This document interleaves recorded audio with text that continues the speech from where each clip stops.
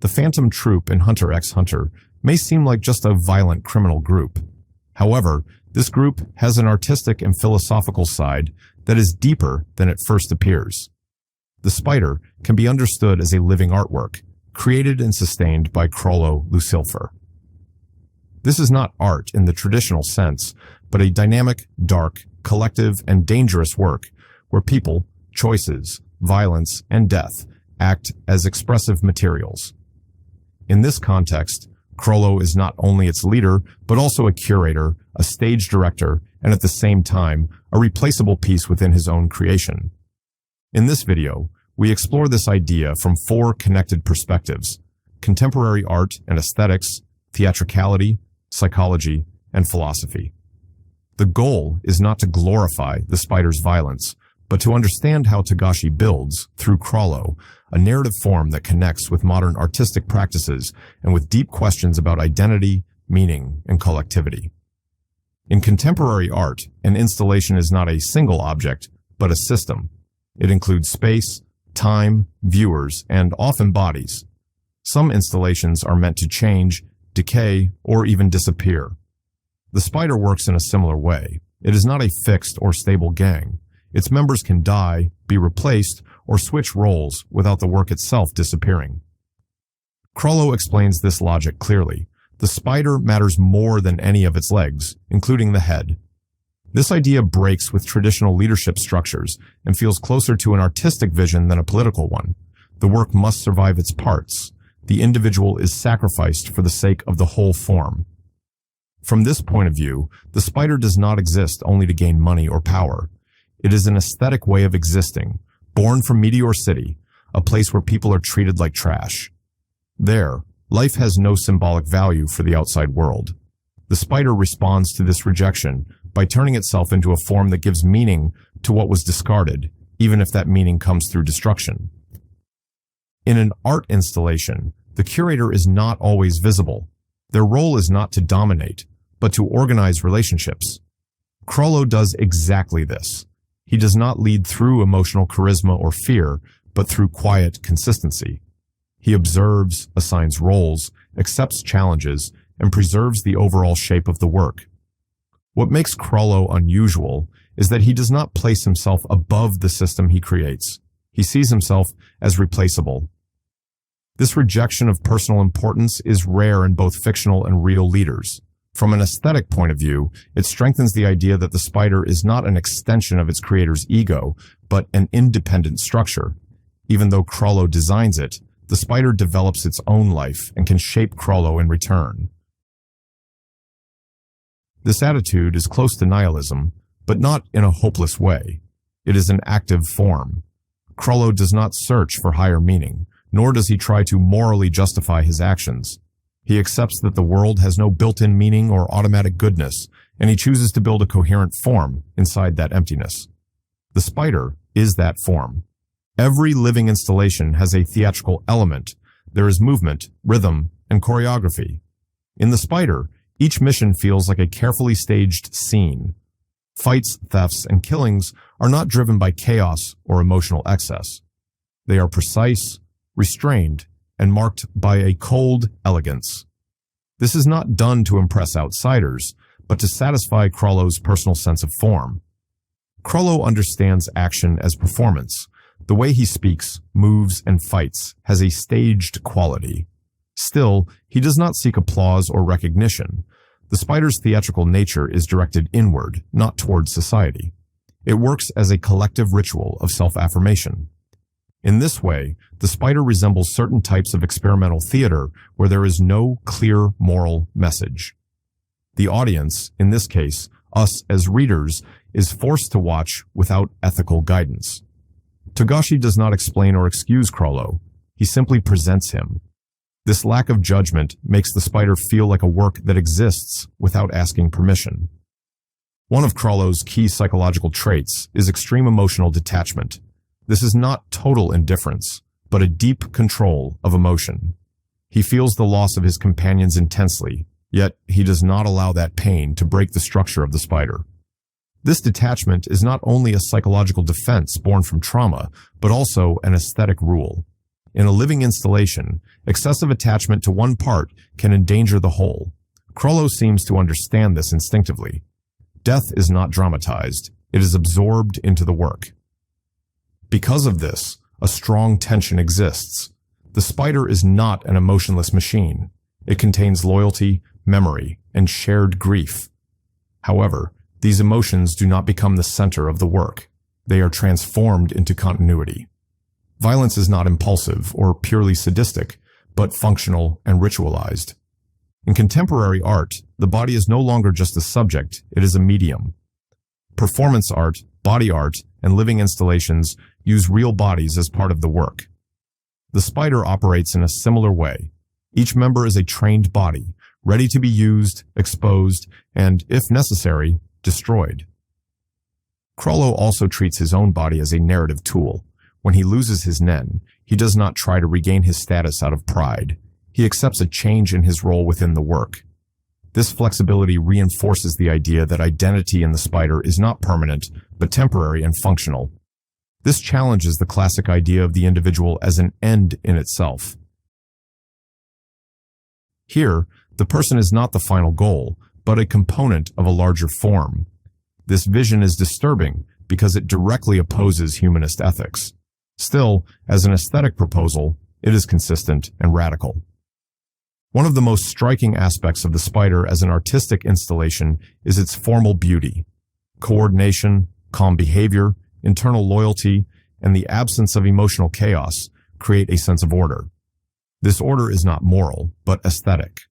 Traditional philosophy has often tried to connect beauty with goodness. CHROLLO breaks that link. In fact, it can be said that he connects beauty with evil. The spider is beautiful in its coherence, yet morally destructive. This separation forces the reader to face their own standards of judgment. Can we recognize a form as aesthetically powerful without approving its results? Togashi does not answer this question. He leaves it open and unsettling. Much of CHROLLO's strength as a character lies in that darkness.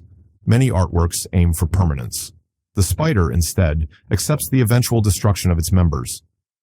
CHROLLO does not behave like someone who wants to survive as long as possible. He acts like someone who understands that all forms are temporary. This acceptance of an ending is deeply philosophical.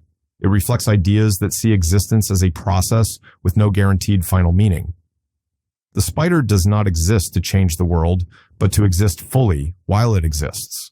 From this angle, CHROLLO is a tragic creator. His work is destined to disappear, and he knows it. Even so, he maintains it with care and consistency. Seeing the spider as a living art installation helps us understand CHROLLO Lucilfer beyond the usual labels of villain or criminal. He represents a way of thinking where art, philosophy, and violence are fused into a threatening structure. The spider is an aesthetic form born from social and existential emptiness. CHROLLO does not try to fill that void with ideals, redemption, or excuses. He turns it into form, rhythm, and system. That choice gives him coherence, not because he is admirable, but because he is clear. In a story full of moral speeches, CHROLLO Lucilfer stands out as something rarer, a work that does not explain itself, does not ask for understanding or praise, yet remains faithful to its own form while it exists. If art is understood as a dialogue with its social and historical context, the spider can be read as counter-art. It does not seek to join the dominant cultural system, but to reject it.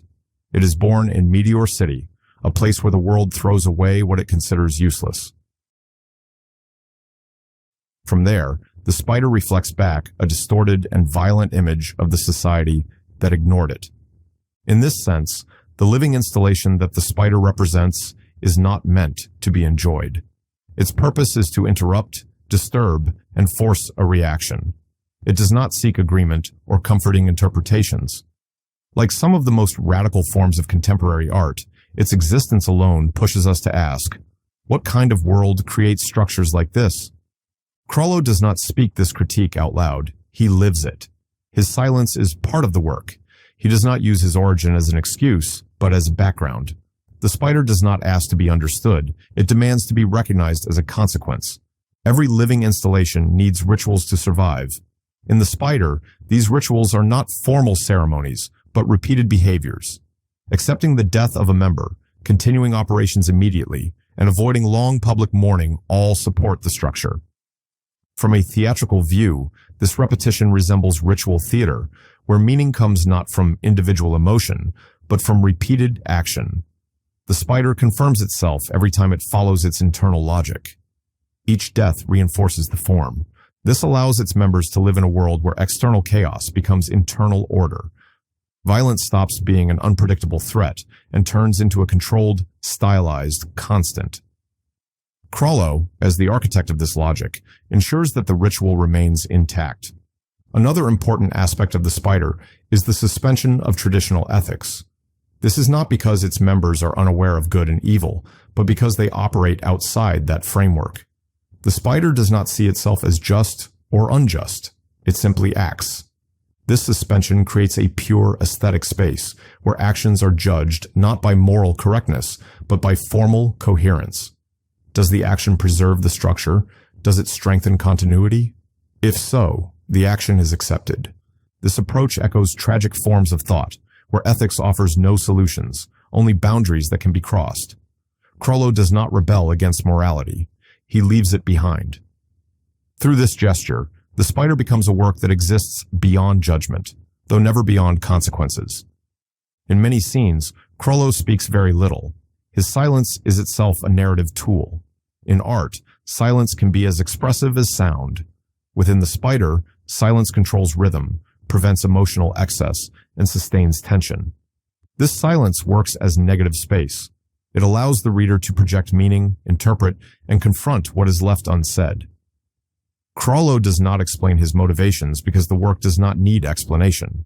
Silence reinforces its independence. This trait shows deep control over the need to communicate. CHROLLO does not need to be understood in order to exist. That self-sufficiency strengthens his role as curator of an installation that does not seek comfortable spectators. From a narrative perspective, the spider rejects the classic heroic story. There is no redemption, moral lesson, or balanced punishment. The living installation breaks the reader's expectation that violence must lead to meaning. This turns the spider into an anti-narrative work. It does not move toward an uplifting ending. It unfolds, shifts, and continues.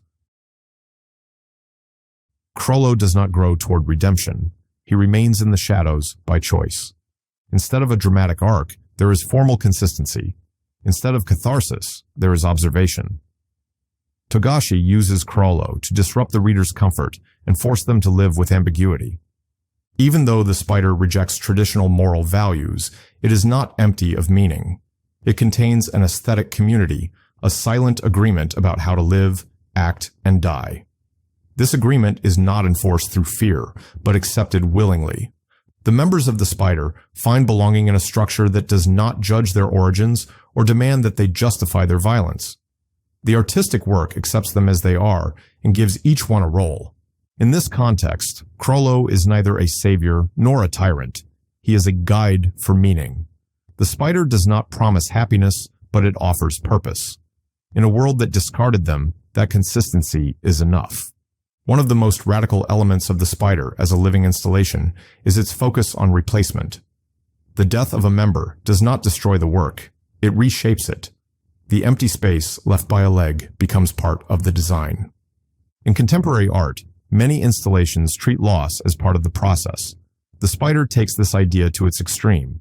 Every loss confirms that the form matters more than the individual. This forces us to face a difficult question about the value of life, not from a cynical position, but from a formal one.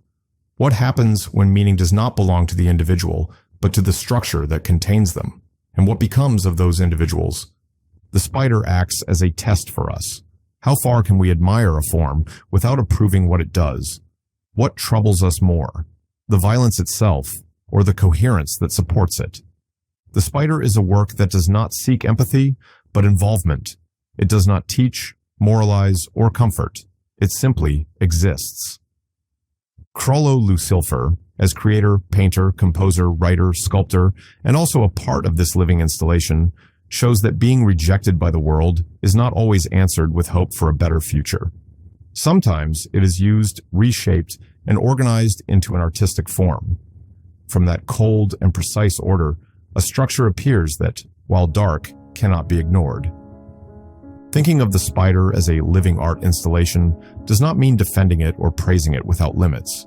It means recognizing that Togashi, through CHROLLO, has built a narrative work that speaks with contemporary art, with ideas about life and death, and with the psychology of collective trauma.